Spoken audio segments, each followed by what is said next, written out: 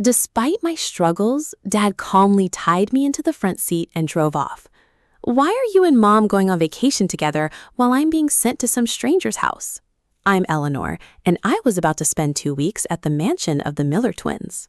If you're new here, make sure to hit that subscribe button and join the community. You won't want to miss what happens next in this summer romance, full of secrets, rivalry, and unexpected love. I'm so sorry, Eleanor, but I need some private time to comfort your mom. She's been ignoring me lately. Don't worry, darling. It's just for 2 weeks.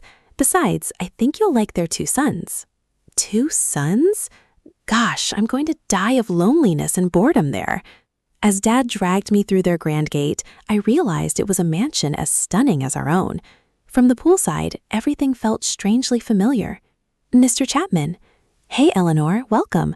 I'm Ross, and this is Bobby. Nice to meet you both. While Ross was warm and welcoming with a bright smile, Bobby just stared at me dumbfounded, like he had seen a ghost. I was a bit puzzled, but waved at him before following Ross. Ross was a true gentleman, always smiling and polite. We chatted as he showed me around the sprawling mansion and explained everything I needed to know. Oh, Eleanor, you know we've actually met before. Really? Wow, no wonder you look so familiar, but I couldn't remember where we've met. It was quite a while ago. Back then, my family took a rather aggressive... Was that you? Ross smiled and nodded.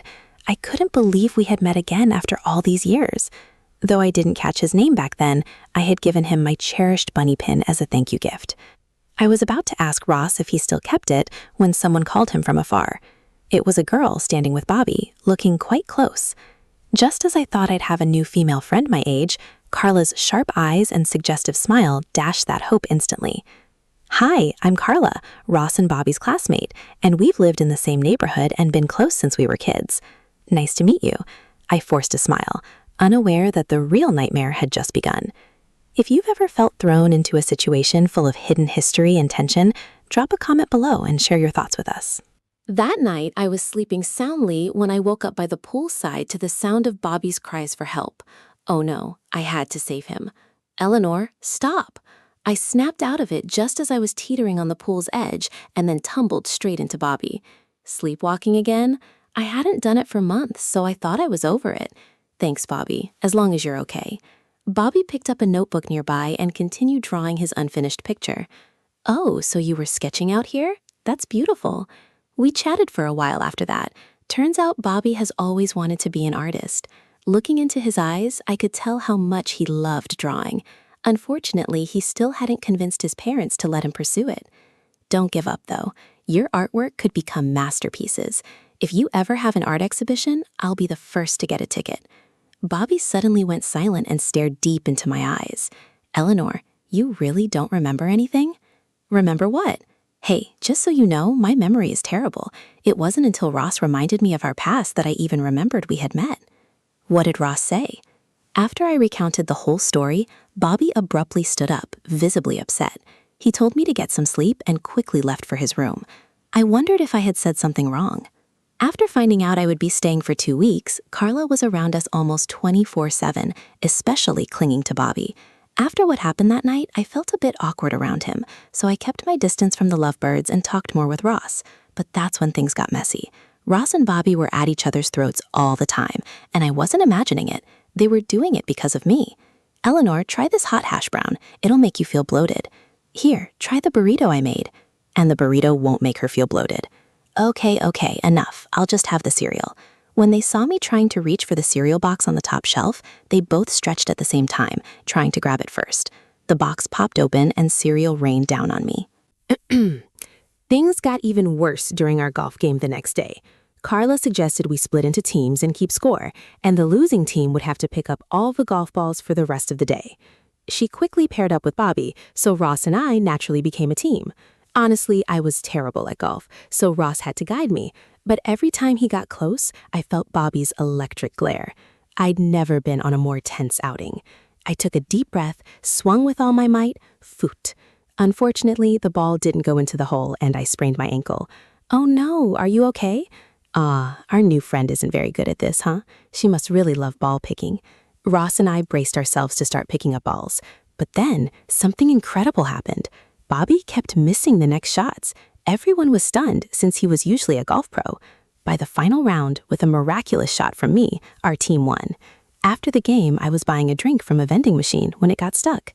Just then, Bobby appeared and rescued me, even opening the bottle for me before handing it over. Thanks, Bobby. About the game before, did you lose on purpose? Well, you must have. I heard you're really good at golf. Better that than letting a girl with a sprained ankle pick up balls. Is it feeling better? Bobby's worried look made my heart skip a beat. I quickly turned away, and through the vending machine's glass, I accidentally saw my blushing face. But things took a turn for the worse when Carla pulled me aside, furious.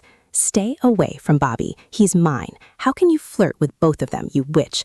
Excuse me, watch your words. If you didn't know, Bobby and I are engaged. It's an arrangement between our families for years, so don't think you can change a thing. Oh no. I had noticed the Miller twins paying more attention to me than usual, but Ross was just being nice to make me feel comfortable in an unfamiliar place. And about Bobby, could he really like me? Nah, what was I thinking? 14 days flew by quickly. The Miller family decided to throw a party before I had to go back home. They even hired a private fitting service and let me choose my favorite dress for the party. When I tried on a dress I liked and was about to ask the assistant for her opinion, I was shocked to see Ross and Bobby sitting there. Both of them looked stunned when they saw me. You look beautiful. Ross approached, gently tucking my hair behind my ear, while Bobby glared daggers. To make things worse, the assistant added fuel to the fire. What a lovely couple. You two look great together.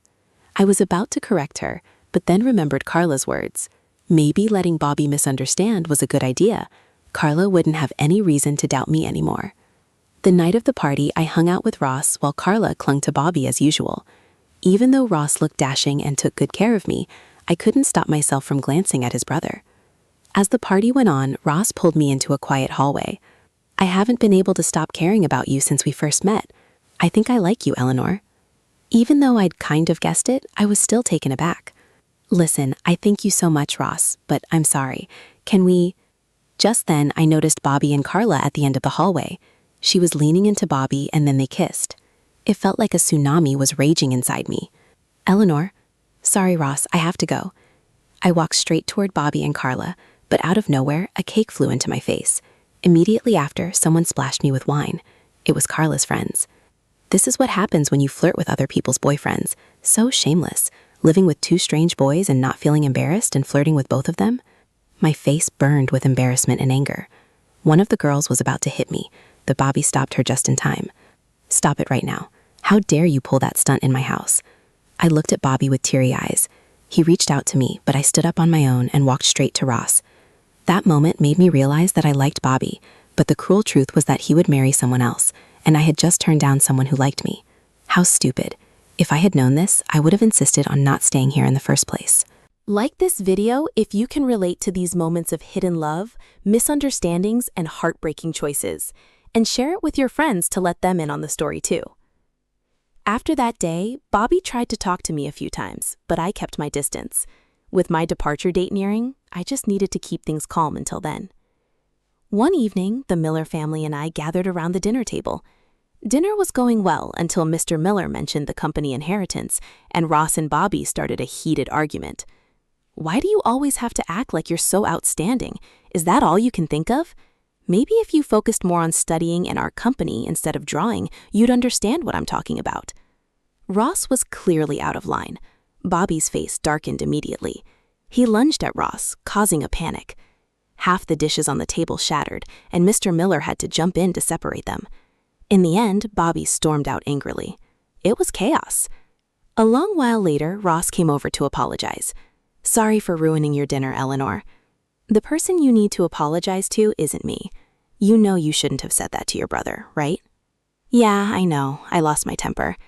Then Ross told me about the history between the two brothers. Since they were young, their dad had always encouraged them to compete to become the best. Ross excelled in academics and had a knack for business, so Mr. Miller chose him to inherit the company. Bobby, on the other hand, was passionate about art and always daydreaming, which made Mr. Miller stricter with him and not value him as much as Ross. No wonder I always felt something was off. They weren't close to each other like typical twins. Ross said he sincerely didn't want to fight with Bobby, but it was hard for them to understand each other now.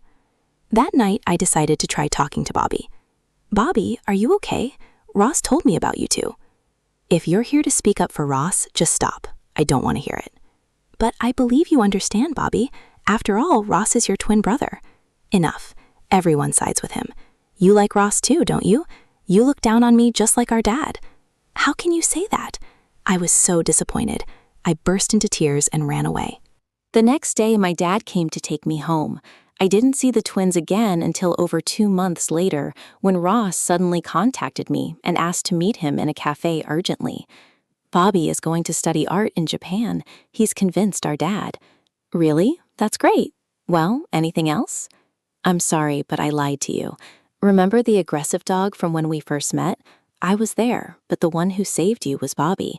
He also found out Carla made up the engagement story and was furious. There's no engagement. Bobby has always cared about you, Eleanor. I was so shocked I could only stay silent. After meeting with Ross, I knew I had to make my feelings clear before it was too late. The airport was bustling with people, but it wasn't hard to spot Bobby near the check-in area. The bunny pin I gave him was on his chest. Eleanor, what are you doing here? I kissed Bobby before he could finish. I like you, Bobby. I like you. Sorry for not remembering you at first. I'm sorry, too, for saying those harsh things. I should have been honest with you from the start instead of staying silent. Eleanor, I like you, too.